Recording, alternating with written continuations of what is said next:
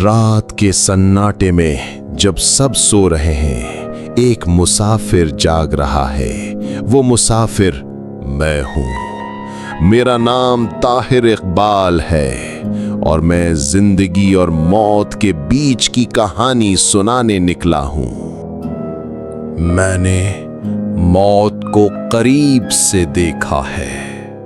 وہ نہ تلوار تھی نہ اندھیرا، وہ ایک خاموش پردہ تھا جو آہستہ سے گرا۔ کبھی موت مسکراہٹ میں چھپی ہوتی ہے، کبھی آنکھوں کے آنسو میں، کبھی ایک آخری لمس میں۔ زندگی اور موت الگ نہیں، یہ ایک ہی دریا کے دو کنارے ہیں۔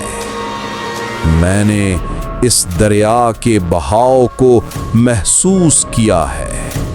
موت نے مجھے بتایا کہ اصل میں فنا کوئی نہیں، ہر چیز ایک نئی صورت میں زندہ رہتی ہے۔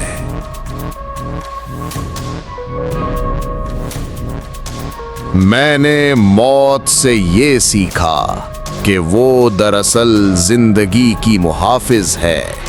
موت ہر خوشبو کو وقت دیتی ہے تاکہ وہ دنیا میں بکھر سکے۔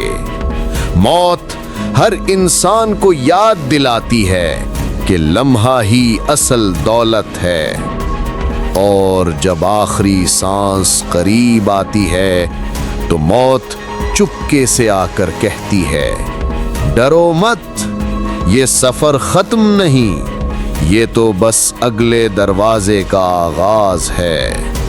میں طاہر اقبال اس دروازے کے کنارے کھڑا ہوں اور دیکھ رہا ہوں کہ ہر چیز مٹتی نہیں بلکہ ایک نئی روشنی میں بدل جاتی ہے۔